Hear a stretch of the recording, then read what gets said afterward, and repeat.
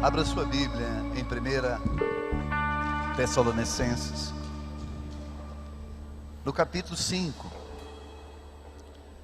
1 Tessalonicenses, capítulo 5, Novo Testamento, já bem na frente.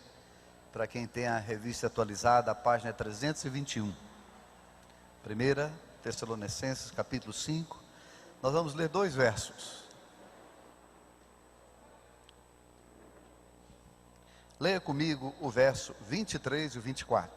Diz assim: 23. E o mesmo Deus da paz vos santifique em tudo, e o vosso espírito, alma e corpo sejam conservados e íntegros e irrepreensíveis na vinda de nosso Senhor Jesus Cristo. 24. Fiel é o que vos chama, o qual também o fará. Vamos ler de novo o 23.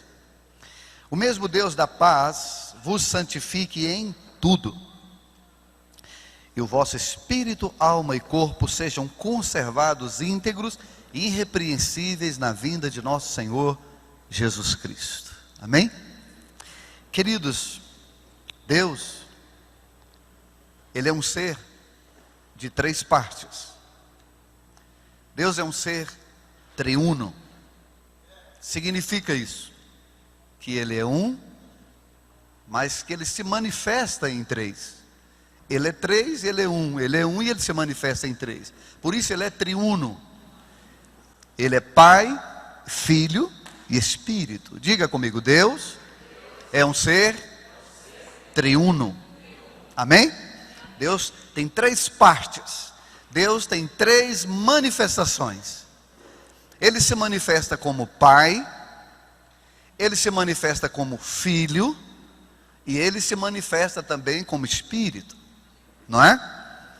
E quando Deus foi criar você, quando Deus foi criar o homem, Deus criou o homem igual a Ele. O homem também é um ser triuno. O homem também é um ser de 3 partes. Lá em Gênesis 1, 26, não precisa abrir, depois você confere em casa. Quando Deus foi criar o homem, Deus disse assim: façamos o homem. Deus não disse assim: farei o homem. Deus disse: façamos o homem. A palavra está no plural. Deus não estava só. O Deus triuno estava manifesto ali. O Pai, o Filho e o Espírito estavam ali para nos criar, para criar o homem. E Deus disse assim: façamos o homem a nossa imagem. Imagem é aquilo que se vê. Imagem é um retrato. Imagem é uma foto. Deus não é uma força, irmãos. Deus não é uma energia. Não é como a nova era ensina, né? Que Deus é uma força, que Deus é uma energia. Não, esquece isso, irmãos. Deus é uma pessoa. Ele diz: façamos o homem. Como? Parece que Deus olhou no espelho, né? Deus olhou no espelho e disse: façamos o homem a nossa imagem. É verdade que Deus não tinha esse calo que eu tenho aqui, né? Mas Deus disse: façamos o homem a nossa imagem. Aí Ele fez você. Como que Deus é? Quando você olha no espelho, você vê a imagem de Deus, porque você é a imagem de Deus. Então esquece esse negócio que Deus é uma força, que Deus é uma energia. Deus é uma pessoa. Aí Ele disse: façamos o homem a nossa imagem, conforme a nossa semelhança. A semelhança já é diferente. A semelhança fala do caráter. A semelhança fala da alma. A semelhança fala do caráter de Deus. Deus criou você, irmãos, para ter o caráter dele. Posso ouvir um glória a Deus melhor? Qual é a grande crise do cristianismo atual, irmão? É aqui. Crentes que não manifestam o caráter de Deus. Crentes que não manifestam a semelhança de Deus. Sabe por que você repetiu muitas coisas que seu pai e sua mãe fez? Por causa da sua alma.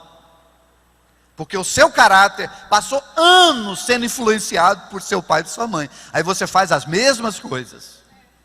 Isso é semelhança. Aqui, ó, a doutora conhece. Dá aula de, como é que é o nome do negócio? Coach. Né? Você repetiu muitas coisas na vida que seu pai e sua mãe fez, porque eles influenciaram você. Irmãos, essa geração é a pior geração de cristãos da história.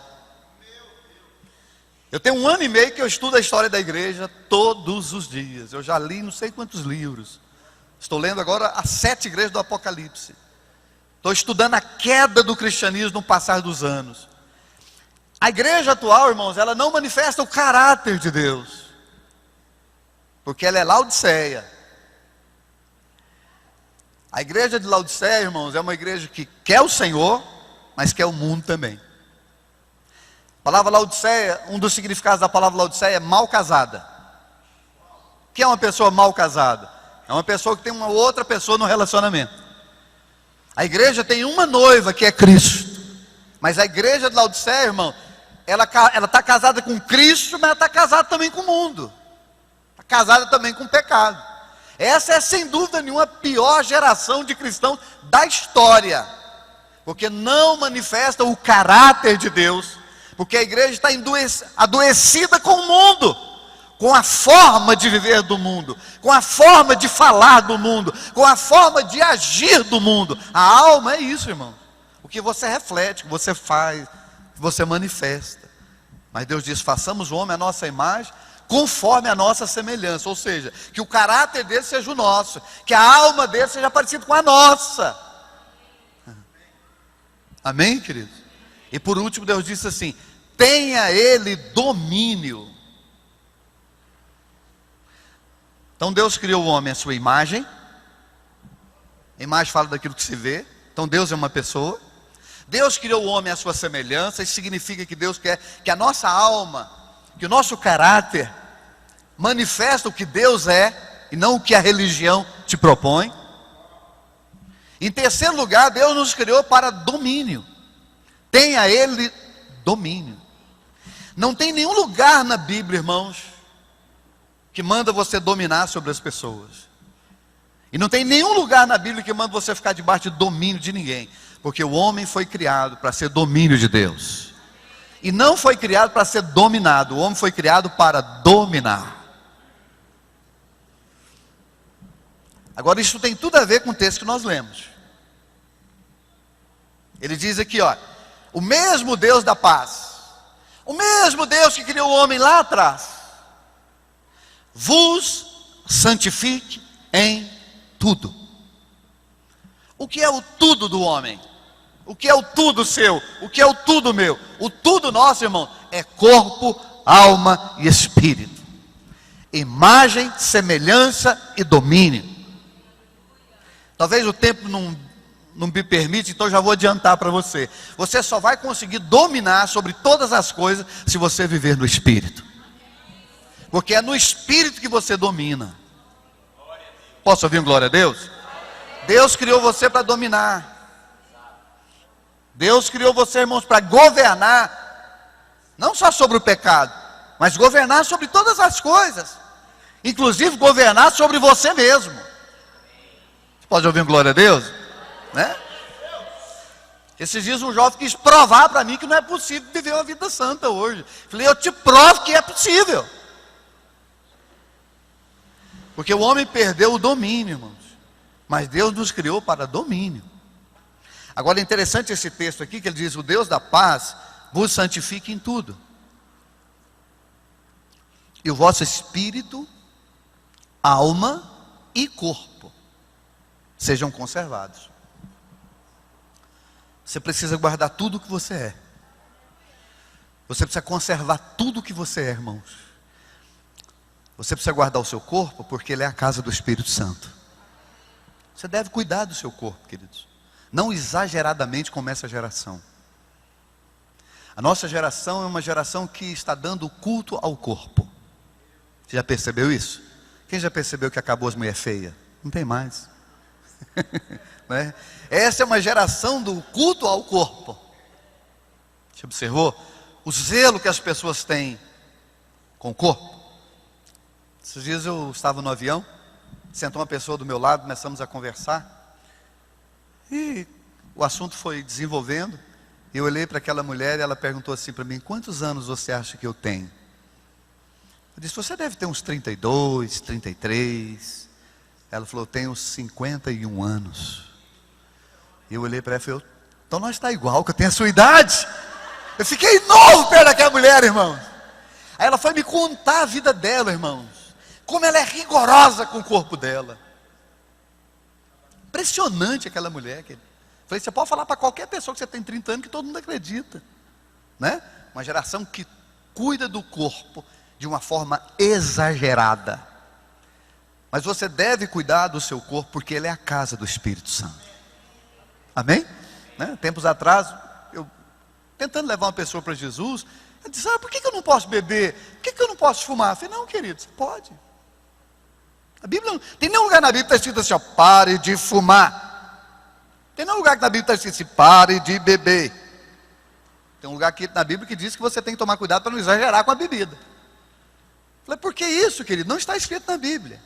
Mas isso não faz bem para você. Isso não faz bem para o seu corpo. Isso adoece você. Isso é ruim para você mesmo. Você que vai sofrer com isso. Isso vai causar dano para você mesmo. Num aspecto, você tem que cuidar do seu corpo. Agora, quando a Bíblia menciona corpo aqui no original, não é corpo, é carne. E aí você precisa entender uma coisa, irmãos. Quem aqui já recebeu Jesus? Dá glória a Deus. Quem aqui tem consciência? Você tem consciência que você nasceu de novo. Você teve uma experiência com Jesus. Porque o novo nascimento, irmãos, é uma experiência. Nossas igrejas estão cheias de pessoas que não nasceram de novo. Gente que trocou de religião, mas não teve uma experiência com Jesus. Quem nasceu de novo, não, irmãos, tem uma experiência com Jesus. Tudo muda, é diferente, não é? Eu tive uma experiência muito forte com Deus na minha conversão. Mas só depois de alguns anos é que eu entendi que a minha carne não se converte. Cuide do seu corpo porque ele é a casa do Espírito Santo. Mas não obedeça o seu corpo porque ele está corrompido. A sua carne está corrompida. E ela ama o pecado. Você pode ter 100 anos de vida, irmãos, todo murcho, igual maracujá de gaveta, sem nenhum dente na boca. A sua carne está corrompida com o pecado. Não pense que o passar dos anos vai mortificar a sua carne, que não vai. Muda só as modalidades, só os tipos de pecado, mas o pecado está ali. Paulo diz que o pecado, ele reside na nossa carne. Paulo diz: o pecado mora em mim. A palavra no grego ali, depois você confere lá, a palavra no grego ali, quando Paulo diz que o pecado mora nele, a palavra no grego ali é residência. A nossa carne está corrompida. Eu coloquei uma matéria na internet essa semana sobre isso. Nós estamos corrompidos, a nossa carne está corrompida. Eu não posso confiar nela. Paulo, ele dá todo o currículo dele, né? Ele diz: irmãos, bem que eu podia confiar na minha carne. Filho de judeu, né? Fariseu, crescido aos pés de Gamaliel, e vai dando todo um relatório. Ele diz: bem que eu podia confiar na minha carne, mas eu não confio, porque a minha carne está corrompida. Paulo diz assim: olha, o que eu quero fazer eu não faço, mas o que eu não quero, isso eu acabo fazendo. Essa é uma geração, irmãos, caída, porque não entendeu isso. Esses dias um rapaz perguntou assim: pastor, como que o senhor faz para vencer o pecado? Eu disse: faço nada, porque eu não dou conta de vencer ele. Paulo diz: o que eu quero fazer eu não faço, mas o que eu não quero fazer eu acabo fazendo. Aí ele fala assim: isso é a força do pecado em mim. Então o pecado tem uma força, e a força do pecado está na sua carne. Se você viver na carne, você vai se entregar ao pecado. Pastor, o que é que eu faço? Jesus deu um remédio para a nossa carne. Jesus deu uma receita para a nossa carne. Jesus disse assim: quem quiser vir após mim, quem quiser andar comigo, quem quiser andar no Espírito, quem quiser ser meu discípulo, tome a sua cruz. O que eu faço com a minha carne, pastor? Eu crucifico ela. Todo dia. Dia após dia. Eu não deixo ela reviver. Eu não deixo ela se manifestar. Todo dia eu coloco ela na cruz. Pastor, o que é isso? Eu vou lá na minha casa, lá no quintal, coloco uma cruz bem grande, pedir a minha esposa para me pregar lá na cruz? Não, não é isso.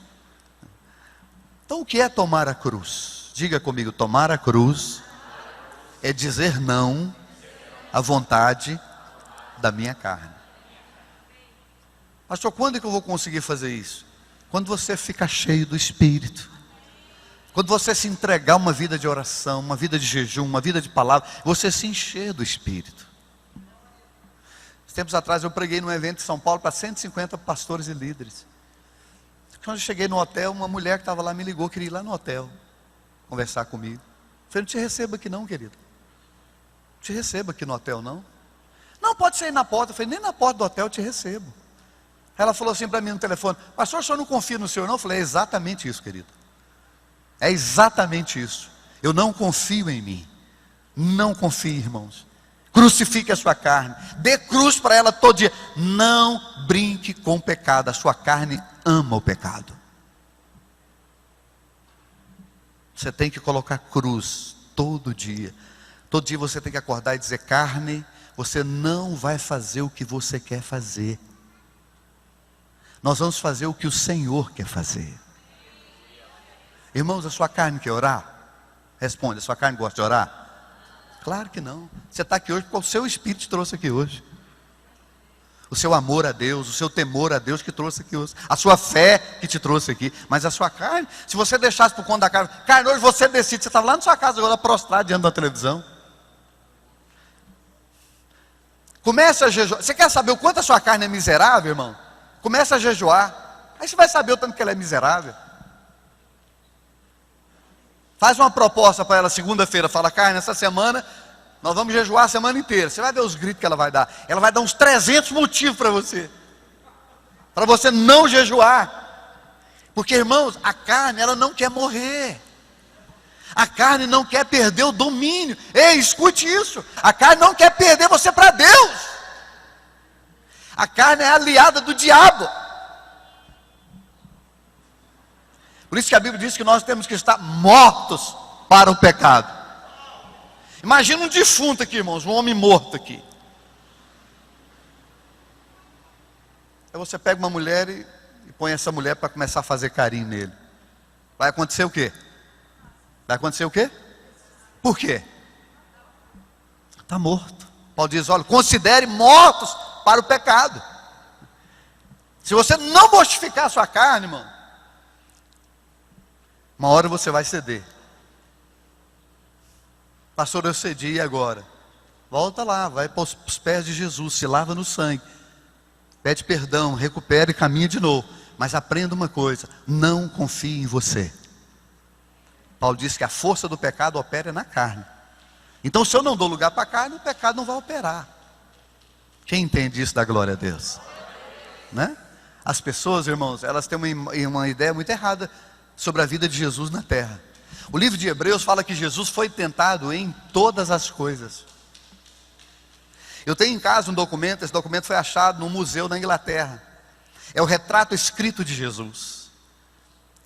O imperador romano pediu ao governador da Judéia, ele estava impressionado com as notícias que ele ouvia a respeito de Jesus, então ele pediu que fizesse um retrato escrito de Jesus. E o governador da Judéia fez esse retrato, mandou para o imperador. Esse documento hoje está no museu na Inglaterra. Ele foi colocado em algumas revistas famosas no mundo inteiro, a Time, por exemplo. E naquele documento diz o seguinte, que Jesus era um homem alto, de estatura alta. O judeu, geralmente, ele é de estatura alta. É raro você ver judeu pequeno. Ele é de estatura média alta. Jesus era um homem alto. Ele tinha os cabelos que vinham aos ombros, partido ao meio. Barba comprida, fina. O documento diz que no rosto de Jesus não havia nenhuma ruga. E quando as pessoas olhavam para ele, acontecia duas coisas. Ou as pessoas passavam a temê-lo, ou passavam a amá-lo. Assim era o olhar de Jesus. Jesus era um homem bonito, irmãos. Ou você acha que não teve mulheres que tentou chamar a atenção de Jesus? Ele foi tentado em tudo. Ele foi tentado em todas as coisas. Ah, mas Jesus era Jesus. Não, não, não, não, não. Jesus estava na mesma carne. Jesus estava em carne como eu e você. E ele foi tentado em todas as coisas. Mas a Bíblia diz que nenhuma delas venceu Jesus. Por que nós temos uma geração fraca de crentes, irmãos? Porque os pastores começaram a ensinar um evangelho diferente desse que eu estou ensinando aqui. Não, irmão, a nossa carne não presta, ela está corrompida. Se nós não der cruz para ela todo dia, ela vai trazer confusão para a gente. Jesus diz: quem quiser vir após mim, tome a sua cruz dia a dia. Já não mais sou eu quem vivo, mas Cristo vive em mim. E essa vida que eu vivo agora, eu a vivo pela fé no Filho de Deus. Não é? Paulo era um homem que ele viveu um nível de mortificação, irmãos, extraordinário. Pastor, o que mais que eu posso fazer para mortificar minha carne? No jejum.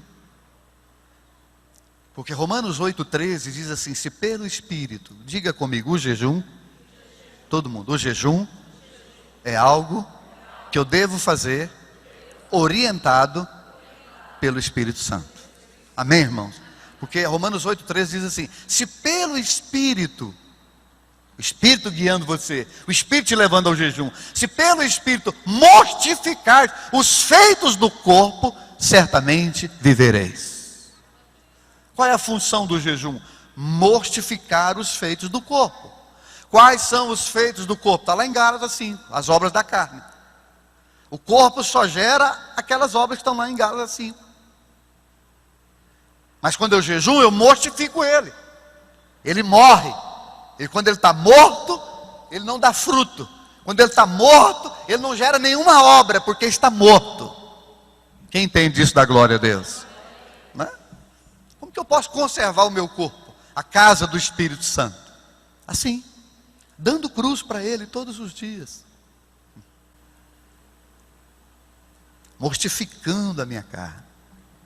Não confiando nela, sabendo que ela é corrupta, né? Esses dias eu tratei com uma pessoa que não consegue se livrar da avareza. Eu falei: querido, isso está na sua carne, porque a Bíblia diz que a avareza é obra da carne. Isso é uma geração avarenta, irmãos, uma geração que ama o ter e não o ser, não é? Porque vive na carne. Mas ele manda você conservar também a sua alma. Pastor, como que eu conservo a minha alma? E o que é a alma? Antes de você entender como você conserva a sua alma, você tem que saber o que é a alma. A alma, irmãos, é sentimentos, vontades, desejos, emoções, tudo isso é alma. Pastor, é errado andar na alma. Como que eu faço? Eu tenho que desistir da minha alma? Não. A alma você não desiste dela. Vou acabar com a minha alma? Não, a alma você não acaba com ela. A alma você restaura ela. Não é errado você ter emoções, ter sentimento, ter vontade, nada disso é errado. Deus criou você assim. Foi Deus que colocou a alma em você. Vontade, desejo, emoções. Isso foi Deus quem colocou. O problema é que o pecado adoeceu as suas vontades. O pecado adoeceu as suas emoções. O pecado adoeceu o seu querer, a sua vontade. Então o que eu tenho que fazer com a minha alma? Eu tenho que restaurar ela. Eu digo algo quando eu estou ensinando isso, vou repetir aqui. Muitos de nós crescemos, irmãos, e nós temos medo de tudo. Você já viu gente que tem medo de barata? Já viu? Mas quem já viu uma barata matar um ser humano? Você já abriu o jornal assim, domingo de manhã, estava escrito: ascensão, notícia especial, barata espanca dona de casa até a morte. Você já leu isso? Não tem isso, querido. Você já viu uns ratinhos pequenininhos assim, pretinhos? Já viu uns ratinhos? Irmão, se passar um ratinho daquele aqui dentro, ó, vai ser um alvoroço aqui, irmão. Um ratinho daquele, né?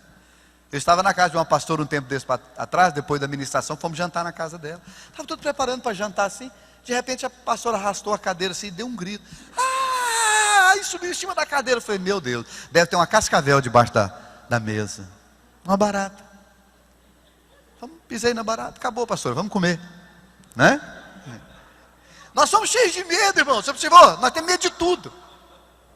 Pessoas, irmãos, já convertidas que morrem de medo da morte.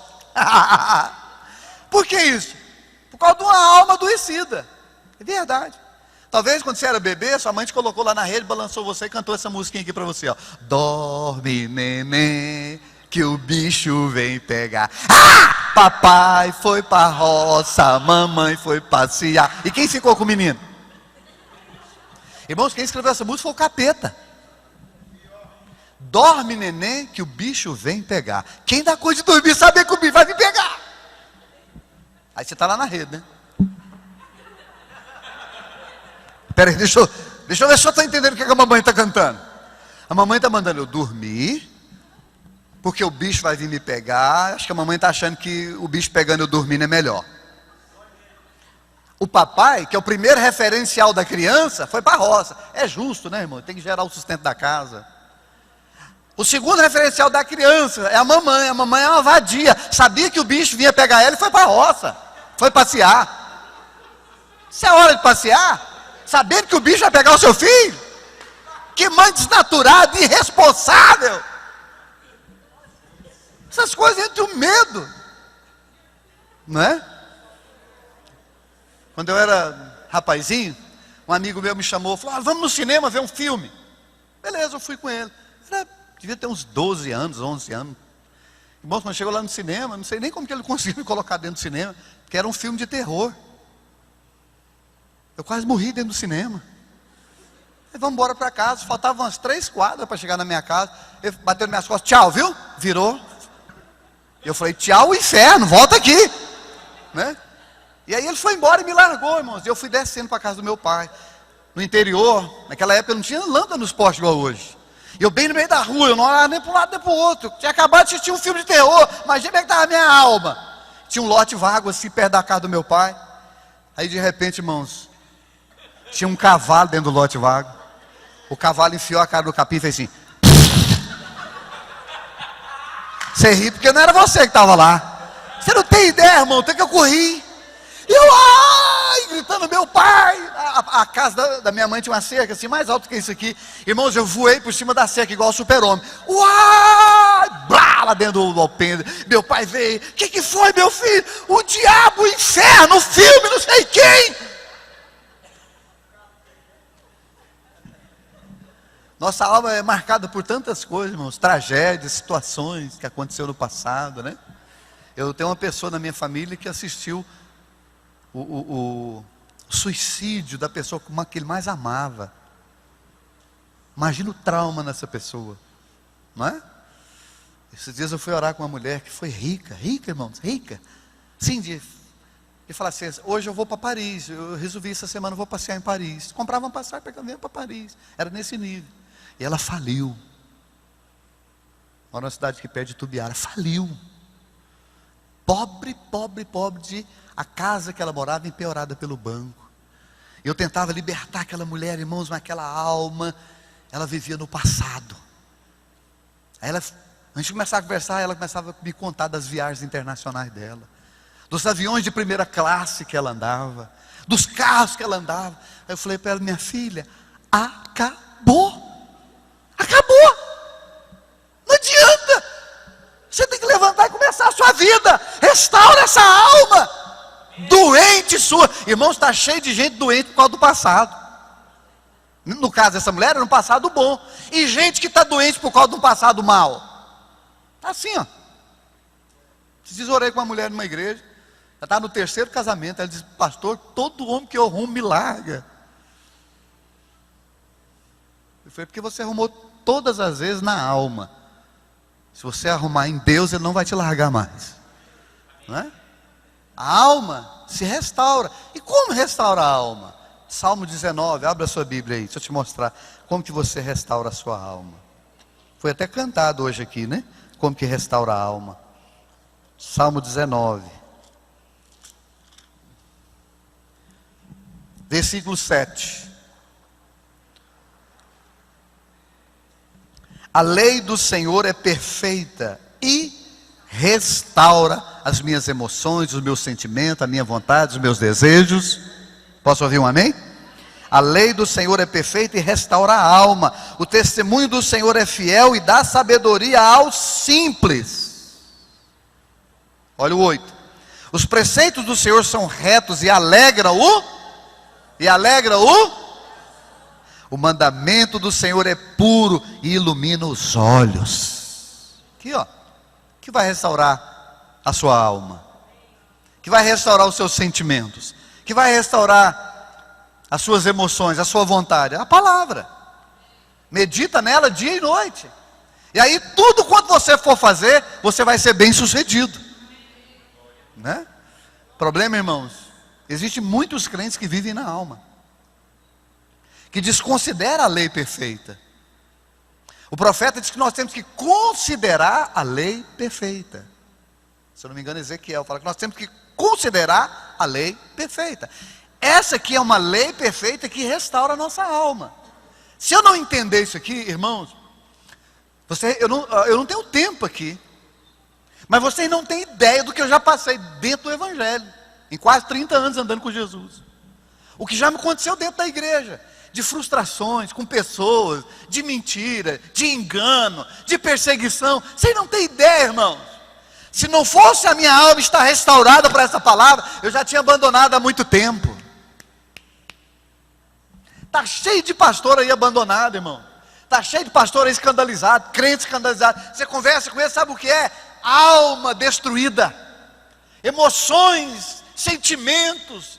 Gente que creu em coisas que Deus não estava. Gente que gastou a sua vida, a sua força em coisas que Deus não estava.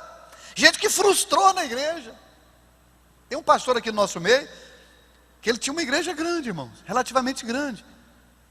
E ele ordenou um outro pastor lá, e aquele pastor foi trabalhando, o pastor tomou a igreja dele. E aí ele fez uma proposta àquele pastor, por um tempo aquele pastor fazia um salário para ele. E aquele pastor nunca deu um centavo para ele. Aí esses dias ele veio mostrar para mim o quanto aquela igreja já devia para ele. A igreja lá me deve tantos mil já, porque tem anos que eles não me pagam. Falei, querido, esquece isso, acaba com isso na sua vida. Restaura a sua alma, levanta desse lugar que você está, olha para frente, vai, restaura essa alma, luta, há tempo ainda para você vencer. Como nós precisamos restaurar nossa alma, irmãos? Frustrações que a gente teve no passado, frustrações com pessoas, com igreja, com pastor, não é? Terrível isso. Nós temos muito problema nas nossas emoções, na nossa alma, não é? Irmãos, quando eu era criança, todo mundo falava mal do meu nariz. Eu vou ficar de perfil, mas não vale rir, viu? Está vendo meu nariz? Parece nariz de papagaio, é grande assim. Os meus amigos tudo falavam mal do meu nariz. Eu falava para Deus, Deus, no dia que o Senhor me fez, o Senhor foi lá no depósito de nariz e pegou o nariz errado. As minhas tias falavam, você é o mais feio da família. Irmãos, é ruim ouvir que você é o mais feio da família. As minhas tias falavam assim, levanta o braço, meu filho. Eu levantava, elas contavam a minha costela. Falava, tadinho dele, é tão magrinho, tem que dar Biotônico Fontoura para ele. Minha mãe me encheu de Biotônico Fontoura. Eu tomei tanto Biotônico Fontoura que os dentes caíram. Com 20 anos, meus dentes tinham caído tudo. Abriu meu apetite tanto que até hoje não fechou, irmãos. Eu como demais, né? Tanto trauma. As minhas primas falavam assim, seus irmãos tudo vai casar. Ah, mas você só se Deus tiver misericórdia. Verdade. Minhas tias, eu passava assim, minhas tias falavam assim, tadinho, tão feinho. Fala assim, os filhos da irmã Arlinda são bonitinhos, mas o Geraldo, é verdade. E os apelidos que eu tive quando era criança, irmão?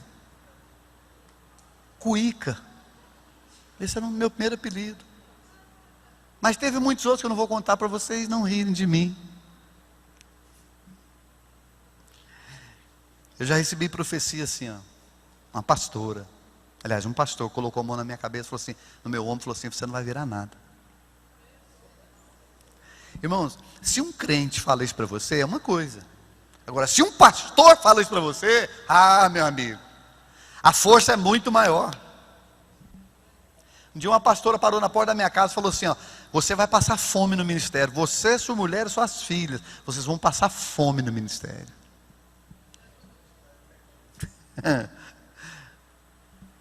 Sabe, queridos, eu aprendi a restaurar a minha alma na palavra de Deus.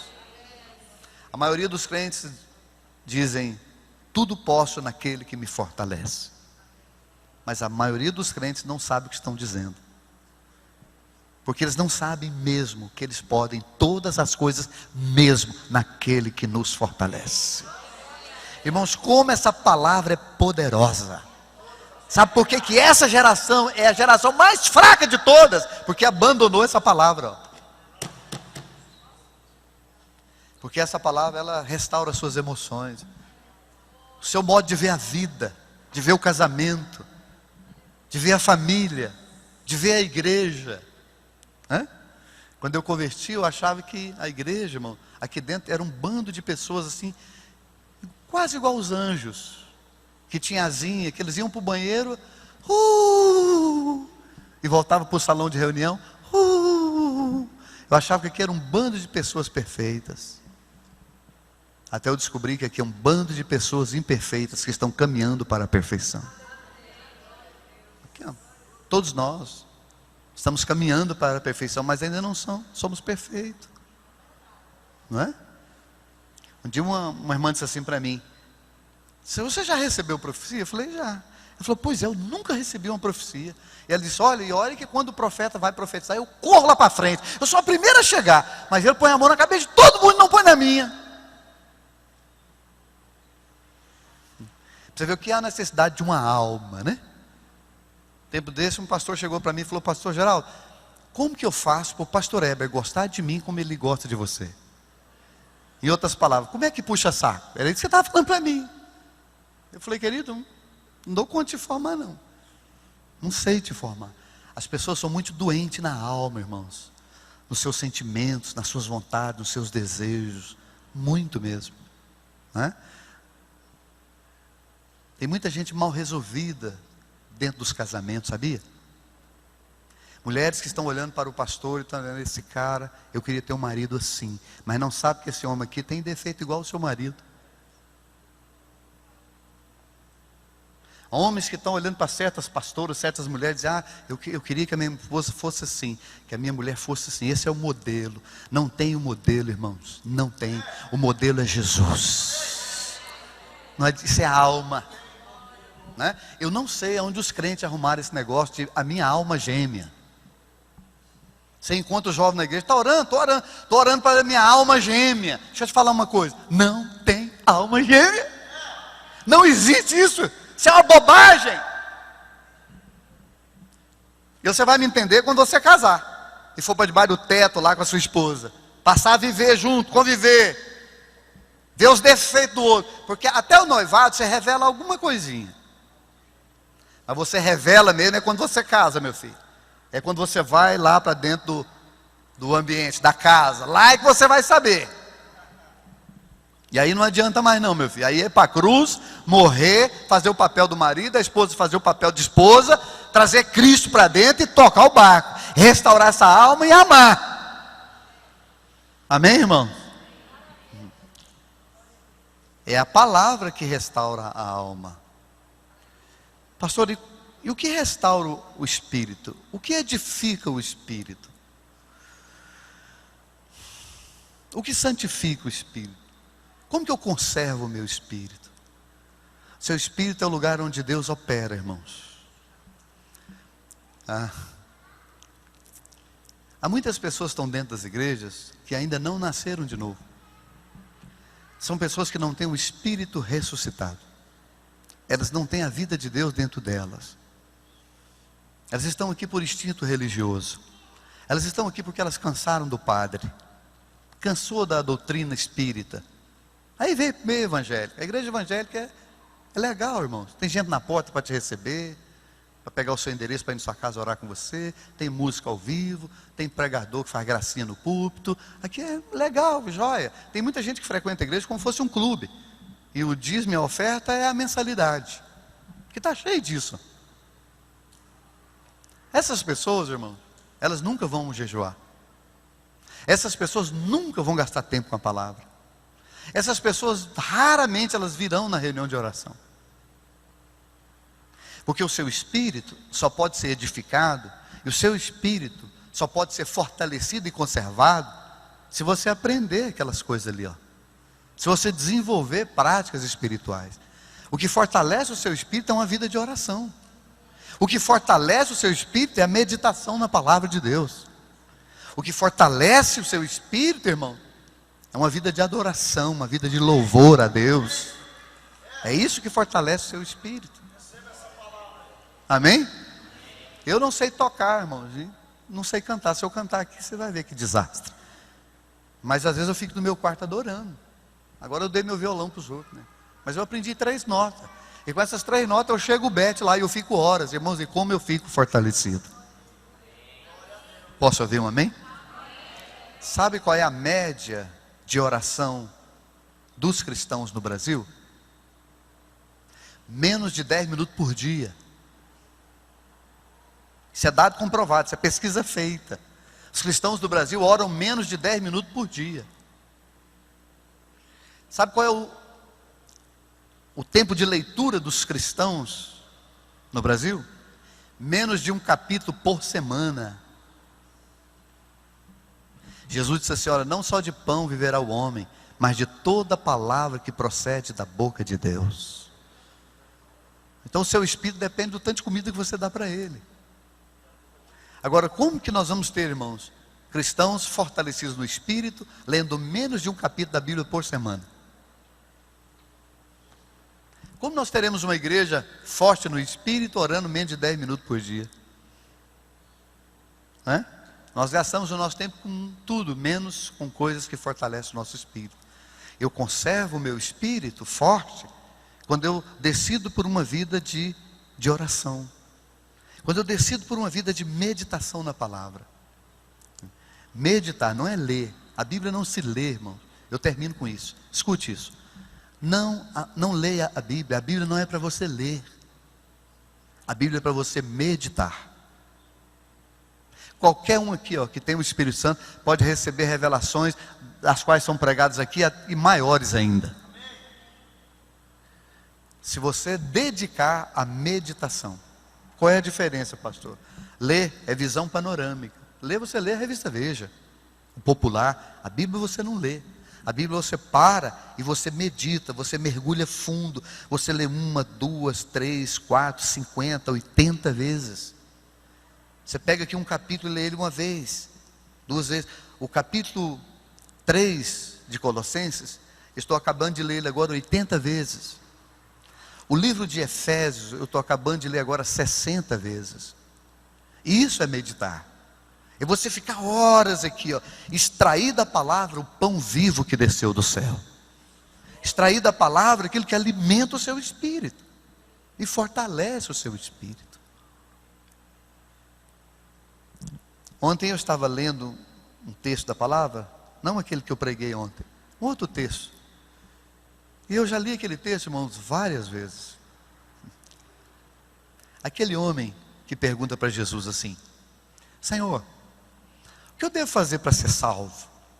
Aí Jesus virou para ele e falou assim: olha, você conhece os mandamentos? Você conhece a lei?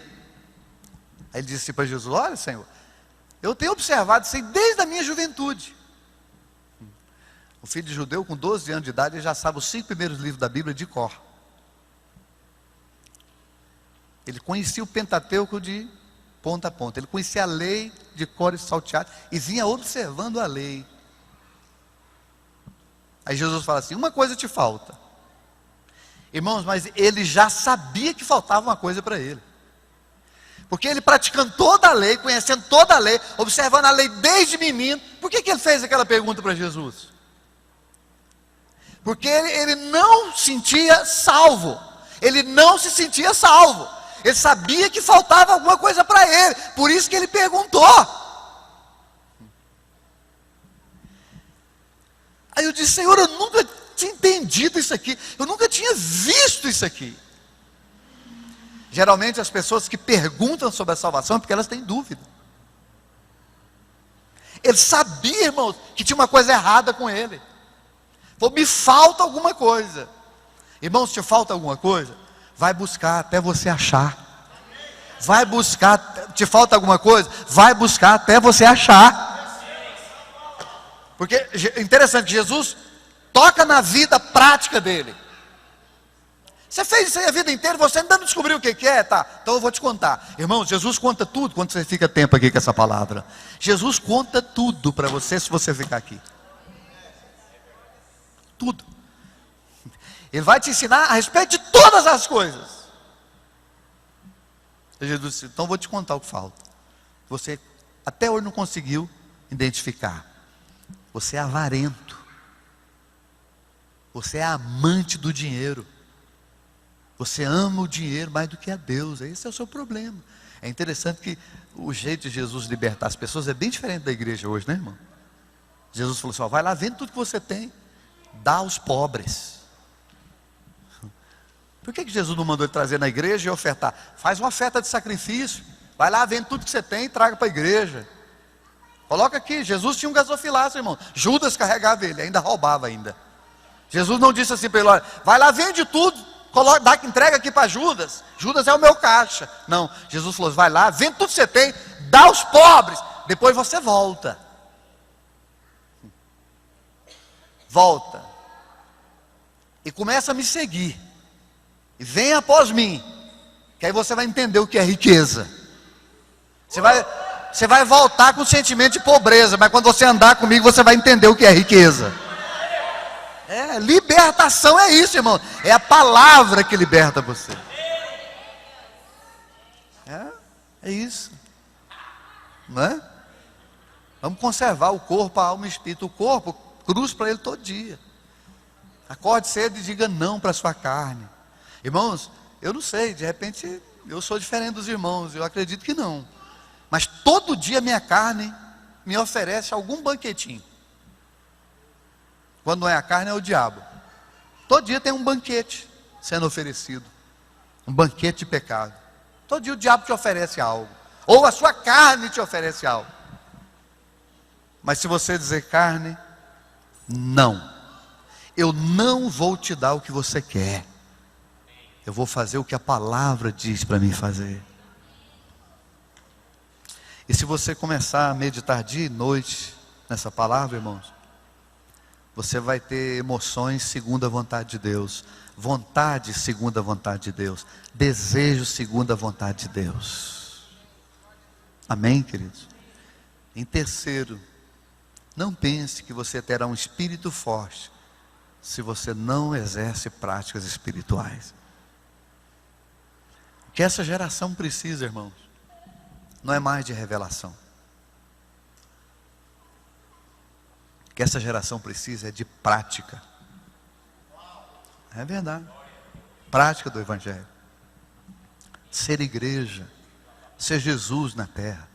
Parar de nhenhenhé e fazer o que Jesus mandou fazer. Praticar. Viver mesmo o Evangelho. Não é? Essa semana eu dei uma oferta para missões. Nós estamos comprando 1000 cobertores para distribuir na Índia, nos vilarejos da Índia, onde as pessoas de idade, os idosos, morrem de frio. E as crianças recém-nascidas também morrem de frio agora no mês de dezembro, porque o frio lá vai 5 negativo. Então eu estou levantando no Brasil 1000 cobertores para ofertar. Essa semana eu fiz uma oferta, irmãos, para esses travesseiros, para esses cobertores. E aí eu recebi a foto do missionário que comprou os travesseiros. Quando eu vi aquelas fotos, irmãos, você não tem ideia do que é um cobertor daquele. Aqueles cobertores vão salvar muitas crianças na Índia. Agora, deixa eu te falar uma coisa. Sabe quanto custa cada cobertor? Menos do que como que é o nome daquele sanduíche? Aquele sanduíche mais barato lá do McDonald's. Tem um bem barato lá que todo mundo compra ele. Ele custa R$16,90. Quem já viu? Eu não sei o nome dele. Sabe quanto custa um cobertor desse? R$15. É menos do que um sanduíche no McDonald's. R$15. Mas a igreja dá R$25 mil no metro quadrado de granito, mas não manda cobertor para a Índia. É aqui que está o problema, irmãos.